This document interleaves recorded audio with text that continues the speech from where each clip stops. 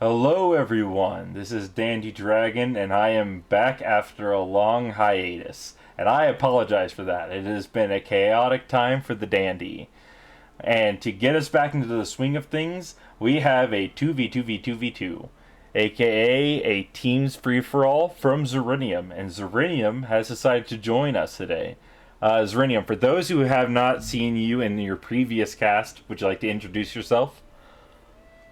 Yep. Hi guys, I'm Xerinium, and in this game I'm playing Knights Templar. I've been off the game for quite a while, so I'm very bad at the current build orders, but I definitely try my best in this game. Yeah. You'll find it fun too. Yeah. Well, are you ready to get going? Yep. All right, and for those who are looking at the time, this is an hour and 10 minutes, so we're gonna kind of speed through some sections of this. So let's go ahead and press play. Now, immediately, let's look at the teams here. We have Albit and Algo. Interesting name choices there with English and Malians. Then we have Geronimo and YTTB, and that's also in English. So we have triple English. We have Eli Spice, and Fetty Hey, Throwin. Spice. And we got Knights Templar Order of the Dragon. And then we have Matt Killer and Xerinium. So, and they are on John and Templar. So we're seeing a lot of copy sieves. Now, when we look at everyone's positions, we see Geronimo and YT have taken the west corner, whereas Algo and Albit have taken the central. And then we got Alice and Fetty, who have taken kind of the southeast. And then you've taken kind of the northwest, and your allies just went mid-south. The only Yep. one not with his ally. Yeah, I marked him multiple times, dude. Come to my place. We would be safe and secure there. Of course, we don't know that at that time, but being together is definitely better than being this further apart. Yeah, this suffice it to say, this is a risky bet. The only way this works is if you take out pink and blue, or green and yellow early, and kind of like work your way towards each other, because one player cannot take out two by themselves. At least I doubt any of these guys can do it, especially since this guy is he's harvesting wood long distance instead of. Okay, maybe he just needed the wood for that. Probably just needed the wood for that. Did he? But he got the. Okay, okay. Your ally is making some decisions, and I do not agree with them, Xerinium. Bro, you are the French and JD man. You would be the best person to criticize this dude. Yeah, well, I don't know what his build is. He's gone for Skull of Cav. He went for Wheelbarrow, but after he got the increased gather rate for deer, and he's got a lot of floating resources and making a couple knights.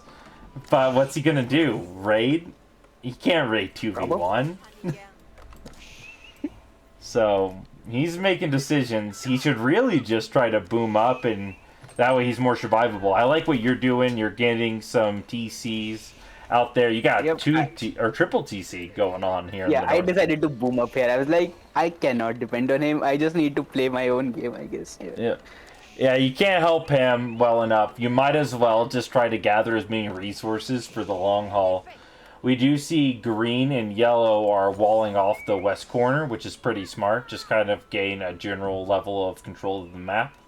Whereas we see red and orange seem to be setting up to going for aggression here. We got Minework Burgrave, and then the Elice Spice looks like they're setting up for multi-TC, possibly?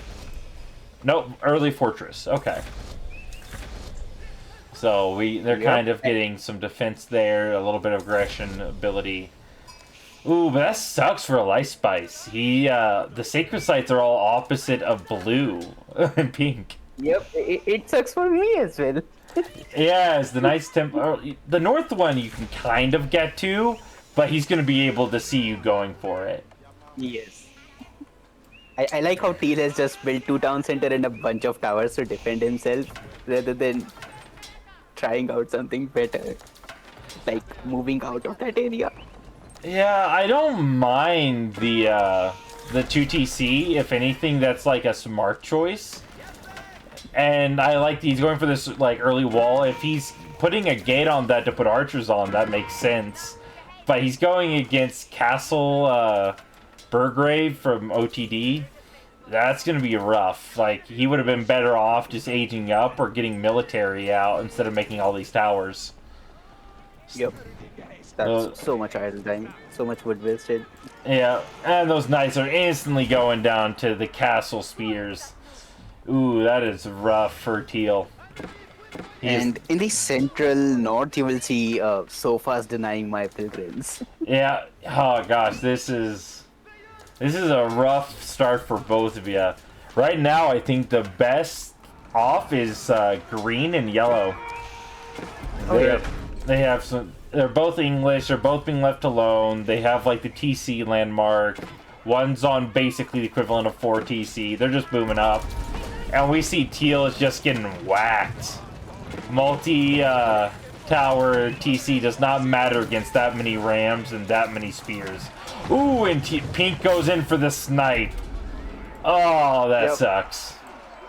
That really sucks. Red just put in all that effort. And that, ladies and gentlemen, is why you have to have mass. And you need to get your round-offs on the King's location. Oh, that's bad. Go ahead. Right now, my game plan turns into like just defend against the upcoming sofa mass because I have a scout right outside Pink's space, and I constantly see him massing a lot of sofas. So I prioritize these stone walls and defensive fortresses and a bunch of spearmen men-at-arms to defend myself. And that's smart. You legit just need to survive because orange and red have to attack them to get the pilgrim set up. So they're theoretically going to force the fight on blue and pink, and also green and yellow are going to want access to more gold and possible trade. So they're going to want, or not trade, but relics and sacred sites. So they're going to want to attack them as well. So blue and pink really need to get a kill or two right now if they want to be able to stay in this game. But right now they're opting to just build a mass and not use it. Like right now they're trying to trade as well, but in the north, if you see, but I just fortress drop on that. Right now, I would love to see Pink try to snipe Orange right now. He's just kind of left alone in his TC, and the armies are from Red and Orange are not very mobile, so they're very susceptible to being raided. Good snipe, yeah.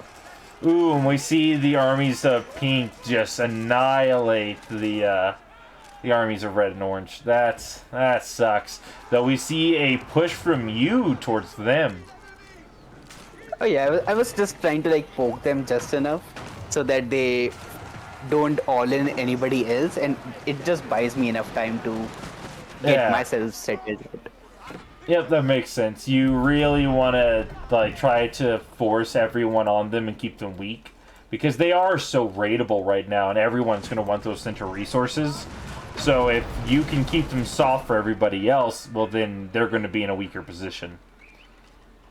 So I'm not disliking the thought process, especially as defensive as you are. You have you're going multi-layered walls, you're getting multiple fortresses, you have some spearmen at home. Your northern base, though, where all your food is very susceptible, though. I would love to see you wall that off right away. Yep, and you will see that too in a bit. Ooh, we see an all-in from the southern or western forces into the central. Let's go ahead and let's go down to a ×2. I'm at about 33 minutes right now. Okay, I'm at about 32. I'll just catch you up on 34, I guess. Yep, go to 34 and we'll catch up there. Now, this is interesting. We're starting to see the blue and pink seem to kind of be trying to figure out an answer to their problem, which is just being assaulted on all sides. And right now, you kind of have this issue of English is just going to be really good at sustained combat, whereas OTD is going to just be very hard to snipe. I think your best bet is to go for Templars, like Like, get a quick... they got the stone walls. If you could get, like, 5 bombards and just, like, quick snipe a stone wall, and then just run for the TC with, like, 50 warrior scouts, or, like, 50 sofa, you may get the snipe off fast enough. Because I went for the Slakta racing this game because it felt a lot more safer in that aspect, that I would have a good cavalry unit to eventually fight off English or JD with. yeah. No, Or Uted with. that makes sense. Slaktas are such a good unit. With a baseline, like, 31 damage, that can get increased when fighting light infantry or versus just, like, when you get the upgraded... Yep, there we see another bonus comes in. Yeah, they hit so hard. Gosh darn it. And I eventually find their northeastern base, so I start burning that down. I'm like trying to keep them in the center so they don't have access to the trade, and the other teams will be focusing on them anyways. Yeah, and right now they're so busy fighting the other two teams that there's nothing stopping you from just kind of raiding casually. We do see that red was hitting you earlier, but he's refocused his attention on blue again. Which is going to... Oh man, that really sucks for blue. He really needs that farm set up over here and that wood to, like, maintain the production of military that he's got. Ooh, and those pit mines are not going to be safe either. Oh, and those Revolpins are getting sniped out by the mass longbows, though. Yep. That's rough. That's a lot of resources to just lose automatically. That's why you have to have mangonels. Oh, that's God. true. Ooh, and there's not enough forces here. We're at about the 38.5-minute mark, and the armies from blue and pink are looking kind of... well, pink is alright. Yeah, but where's blue's number? Blue, yeah, blue's bad. Pink is doing alright, but blue is just not in this, so that's going to be a 2v1 on pink, basically. There's, oh man, there's so many landmarks, though, and so many defenses here. We have White Tower, the Berkshire, and 2 keeps all in one location. That's a hard, like, position to hit. Of course, easy to snipe, but they decided to be on the middle. Yep. I guess they were prepared for it. Yeah, and we do see your Slaktas are just dominating their northeastern base. And right now, do we... Oh, your Pilgrims are still just dying to the keep. I have no way to protect them, so I'm like, okay, I'll just let them die, because if I start capping the Sacred, then I will become a target too. And they could see the in-game score at that time, so I was just not creating enough, ripples in the water right now. Yep. So the focus is on them. Yep, and I'll say, you don't want pink to start deciding that, like, oh, I'll just lose my base as long as I can kill this guy who's annoying me. Like, there's no point for you to get into this fight more than you have to, especially not on their base itself. Just let everyone else do the heavy lifting, right? It's their resources while I bank mine. Yep. Now let's take a look at those resources. Current resources. Oh my gosh. Yeah. The closest one to you is red, and you have more than triple his resources. Ooh. And all of my outside bases are also walled in completely with 2 layers. Yep, we see stone and palisade. Yeah, we see the palisades are going up right now. The stone walls are done. Ooh, you did leave a gap here, though, around your military infrastructure. You have an unfinished wall. I don't like that, but you know what? Yeah. You have multi-layers, though. Multi-layers.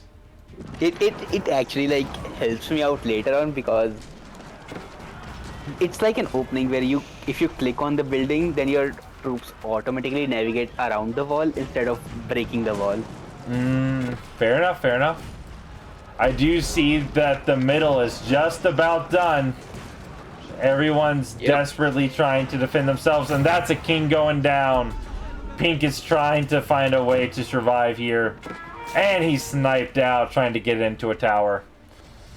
Yep. Oh. And now that the central team was gone, I had access to the sacred site and the gold that was under the Malians. So I start building towers and claiming those resources now. Yeah. And we do see, so each team has a kill except for you, which, Yep. as a solo player with no king kills, you are at a horrible disadvantage. Only thing I have are resources at this point. Yeah. Which I'll say, not a bad bank. Nearly 30k of food and about 25 of gold. It'll be there in just a second.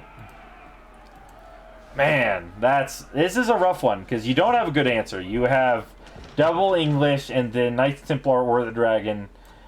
What is the gold on those pilgrims? Okay, you're getting max pilgrim gold, which is good. Now, which landmark upgrades did you get? Let's take a look. So, you have not the axe throwers. Yeah, the Templar brothers and Schlachta. Oh, I need to change your... I hate this. I hate that mechanic. Okay, so you went... If you're not... For those who don't know, if you're not selecting the player, you can't see what, like, units and upgrades other players have. So if I want to see what Xerinium has, I got to go to his thing. Okay, so you went for Schlachtas and Confreres in the beginning. Did you go for... Where do you have an archery Genoese. range? You went for Genoese? I do not. No, I do not have an archery range at this point, at least. I did go for Genoese, though. Okay, so you're getting the extra gold, though. Yep, and I also deny a lot of relics from Order of the Dragon player. I do see that. Where are you keeping those relics? Where's your monasteries? Let's take a look. Oh, right in the base, near that wall opening. Okay. Okay, so, for those who don't know, the fortresses have a special upgrade that if this aura that's around it, if a relic is placed inside a monastery there, you get an extra percentage of gold. So Xerinium made a mistake. He needs his monasteries to be like right there or right there, near a fortress. Yep. The thing is, for me, the priority right now was to grab those relics instead of like trying to optimize my eco even further. So I was like, okay, I'll just get the relics first and later on decide if I get the chance to do That's that. fair. That is fair. And I'll say, it's not like you need the extra, like, 1,000 gold that'll get you over the next, like, 5 minutes. Yep. You have enough And I gold keep as planting is. more fortresses as well, if you see in the northeast, Northeast. just to prevent snipes completely. That is smart. If you have enough infrastructure and enough resources, Templars can just grind forever because they just can't be sniped. They are a hard civ to take out. And especially with the middle is open to you now. There's, I think, is there still In stone the out south there? corner, green horsemen there, just going through an opening to the reds and orange space. Ooh. Let's take a look. Oh, we see, yep, 3 horsemen are heading down. What's your time right now? I'm at 53-minute mark. Okay, I'm going to times 4 for a little bit and get to the 55. Yep, just keep an eye on the south. Red has an opening. Yep, I see it right now. I'm following the scouts. He's got an outpost down there too, so he's got good vision. Now, I like this. This is him really scouting out his opponent. And he's... and we see the mass horseman. Yep. Oh, that's a big opening. Is he going to go for orange, though? Yes, he does. Oh, he's not sniping it out. Oh, and we see the kill on orange. And that, ladies and gentlemen... Oh, we see the... Oh, he doesn't have emergency repairs! He did have, but it was just that too many horsemen at that time. I think it just wasn't up at that point. I think he'd already used it. So, gosh, dang it. That sucks. Oh, that's bad for you, because you need to build up as many resources as possible. If you see in the north, I was planning to like spam some rams to break into their infrastructure and try a snipe on them. Yep. But that goes down the drain because they got sniped by them. Yep. Okay, we're at the end here. We're going to times 2 this and see what Xerinium's doing. We see Schlachta, Spearmen, a lot of melee, but we see the Revoltquins and crossbows. That's going to rip through your line very quickly. Yes. Yes. I saw the issue. Then I was like, I need population space, so I'll just throw some armies around, I guess. Yeah. Ooh, I do like this. Mass spring ults. Oh, but they're not A-moved. You're just going to lose all of them. Oh, that hurts. Those spring ults could have probably taken out quite a few crossbowmen. I do like the rams going in, though. You're taking out a lot of infrastructure there. Just Getting rid of the walls. Causing chaos in their base. Yeah, which is good. This is good work. I like this. You're really forcing their hand. Those Revoltquins, though, are doing... Oh, okay. Now, okay, and there we go. Spring ults are doing the work against the Revoltquins. Oh, that's good. In the middle, they pushed you out, but that's fine, because you've already cleared out what you needed from there. You got 6 relics. You're pushing in. And your bank is already almost gone, dude. That sucks. Yeah, I have lots of stuff in production. Then I start deleting villagers because at this point I just need to get a good push in. Yeah. You do finish off that Revoltquin crossbow mass. But right now your opponents have an extra 150 pop, and then there's 2 of them on top of that. So there's 350 pop more they can field than you can. But right now you're fielding a better army than theirs. You're getting a lot of cavalry, knights that can take out these archer men-at-arms. We are seeing, you're kind of delaying both sides. I think these trebs are a little premature, though. I think you would have been better off with just some rams or some just mass mangonels. That is true. The main goal was to get the trebs out earlier so I can break the stone walls earlier, but while I was cooking that plan, they already got ahead of it. Yeah. Luckily, they're not fighting you together. We see that their armies are kind of getting split, which is going to be very helpful for you since you only have to fight basically one team at a time. And I think, let's take a look at the resources here from everyone. Yeah, your opponents aren't very rich, despite their population numbers being higher than yours. So I think that's giving you a slight advantage. I think you have more bank than them. Ooh, and good push here on the right side. I think your army is just too much for that yellow mass to go in, but now we see green is coming back around. Every time you win one flank, the other one comes in. Yep, that was the issue. So I start walling off the left side just to buy more time for my siege. Yeah, that makes sense. If you can get through these walls, you have clearly your army is better quality than theirs, and you do have some siege mass. So I'm liking putting that. archers on the walls. I remember that. Yeah. Oh, this is a good one. Not like this. Right now, at the hour and 3 minutes and 30 seconds, you are finally kind of gaining some control of this fight.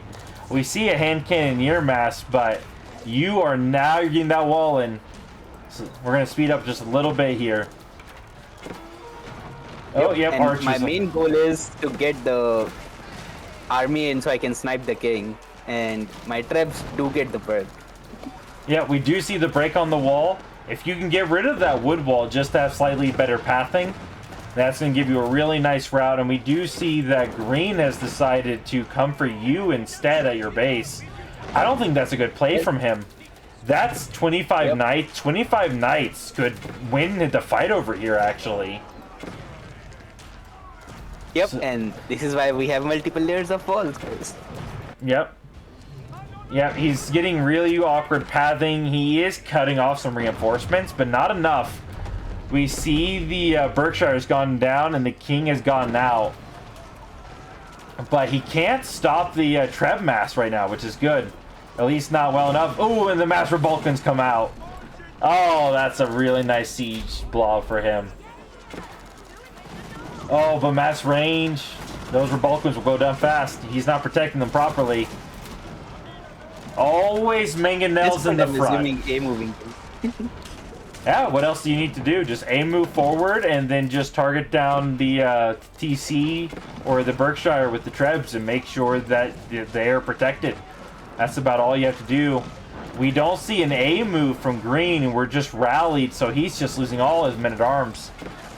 And this is why you have to build up mass, folks. You just wait until you have like 50 units, then you push. Or you wait till you have 100 units, then you push.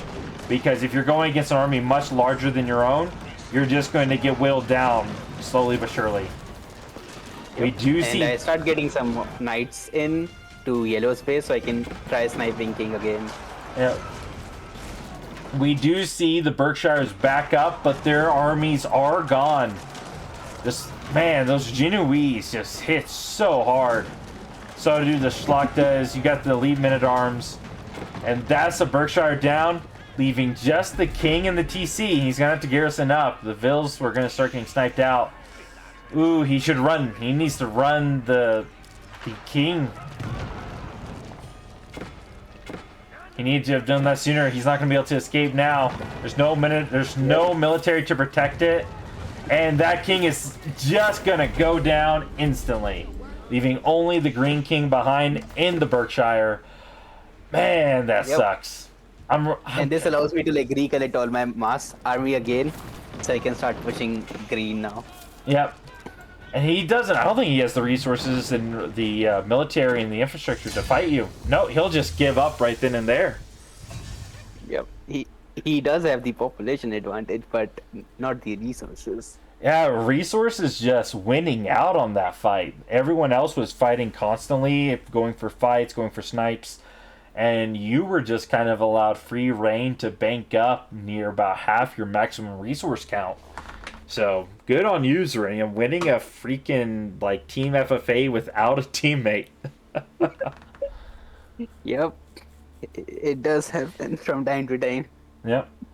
Well, thank you, sir, for joining us today. And thank you, viewers, for watching this one. Hopefully, we'll catch you all in the next one. Take care. Yep.